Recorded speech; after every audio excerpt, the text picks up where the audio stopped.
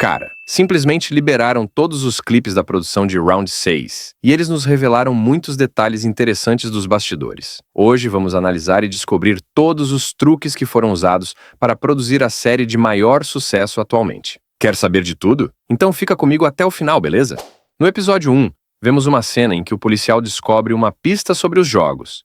Recentemente, a produção da série liberou um vídeo mostrando como essa cena foi filmada. No vídeo, podemos ver que, na verdade, não foi o ator que fez essa cena, mas sim um dublê, e dá para perceber também que a escalada não foi feita naturalmente, mas foi usado uma corda para ajudá-lo a subir muito mais rápido e de forma segura. Na cena do recrutador, tivemos vários detalhes interessantes, mas vamos nos concentrar no capítulo da roleta russa. Nesta cena, podemos ver o diretor Hwang Dong-hyuk sentado muito perto dos atores para conseguir observar as expressões de Gi-hun. No colo de Gong-yu, vemos umas folhas com algumas imagens, que seriam os roteiros das cenas em que estão trabalhando, e na cama vemos uma cópia dos mesmos papéis, que provavelmente são do diretor. É muito massa ver como a mesma cena, depois de ser editada, fica totalmente diferente, com um clima muito mais sério e sombrio depois dos ajustes de iluminação. Logo à frente temos o jogo da boneca assassina, ou batatinha frita. De cara já podemos ver que a boneca que foi usada na série era realmente real, o que adicionou muito mais realismo nas filmagens. Porém, nesta imagem aqui podemos ver que nem tudo era real, e muita coisa foi feita na base do CGI. E faz muito mais sentido as paredes serem feitas com CGI, porque daria muito trabalho construí-las do zero. E se você perceber a altura das paredes, são enormes, e exigiria um trabalho imenso fazer à mão. Mas não é só isso. Praticamente todas as tomadas aéreas foram feitas também com computação gráfica, como mostra este vídeo da arena dos jogos se fechando. Provavelmente foi capturada uma imagem com um drone de cima de uma ilha e adicionado elementos de CGI para criar e dar o realismo à cena. Da mesma forma, o cofre em que caía o dinheiro, ele também foi criado com CGI, como mostra o clipe. O icônico porquinho de Round 6 está na série desde a primeira temporada, e é muito louco pensar que nem mesmo isso era real. Temos também a famosa cena do prédio de Round 6, onde tivemos muitos momentos importantes na série. Mas se eu te falar que esse prédio também foi feito com computação gráfica, isso mesmo, se percebermos nesta cena, o chão é azul, e essa cor é usada para que depois das gravações, eles consigam adicionar mais andares abaixo, assim parecendo que o prédio é super alto. Essa é uma técnica que foi muito usada na produção, e o motivo de não usarem a cor verde como normalmente é utilizado é porque os uniformes dos jogadores também são verdes. E isso poderia ser um problema na hora da edição. Mas à frente vemos uma cena em que o jogador 293 é baleado por se mover. Mas se prestarmos atenção, dá para ver que antes dele cair um dispositivo, é acionado criando uma pequena explosão no peito. Esse dispositivo estoura uma pequena bolsa de sangue falso, dando a impressão que ele foi baleado. E essa técnica é muito usada nas produções de filmes e séries de ação. Além disso, em entrevista, os atores relataram que foi criado um clima muito tenso e real nas gravações, chegando até a tocarem a música de Round 6 para deixar as coisas mais imersivas. E segundo eles, foi muito divertido e aterrorizante. Mudando de cena, no episódio 5, a personagem norte-coreana tem um desentendimento com seus parceiros guardas, por não aceitar que eles continuem roubando órgãos dos participantes. E por conta disso, 2 homens vão ao seu quarto para ameaçá-la. Nessa briga, vemos que na verdade a pessoa que foi atingida pelos caras não era a atriz da série, mas sim um dublê fazendo toda a cena de luta por ela. E um detalhe bem interessante é que a luta dos bastidores acontece extremamente lenta, porém na cena final a luta está muito mais acelerada e dinâmica. Mas nesta parte aqui podemos confirmar que realmente não era a atriz que estava na cena, mas sim o dublê que rapidamente cobre o rosto para não ser identificado. Agora vamos para o jogo do pentátulo. Neste jogo, os jogadores tinham que formar um grupo de 5 pessoas, que seriam amarrados uns aos outros e, além disso, teriam que enfrentar 5 desafios juntos. Segundo o diretor, isso foi feito para que eles conseguissem apresentar muitos jogos ao mesmo tempo. Afinal de contas, só vamos ter uma última temporada até a série terminar. O interessante neste jogo é que, ao contrário dos outros, foi utilizado pouquíssimo CGI, como mostra a imagem, pois a maioria do cenário, como pinturas, as paredes e os círculos no chão, foram montados do zero para dar mais realismo. Mas por que o cronômetro é feito de CGI, então? Simples. Mesmo as pequenas cenas demoram muito para serem feitas, e são refeitas muitas vezes. Por isso, sincronizar os aparelhos todas as vezes que forem gravar acaba sendo inviável, por isso optaram por fazer desta forma.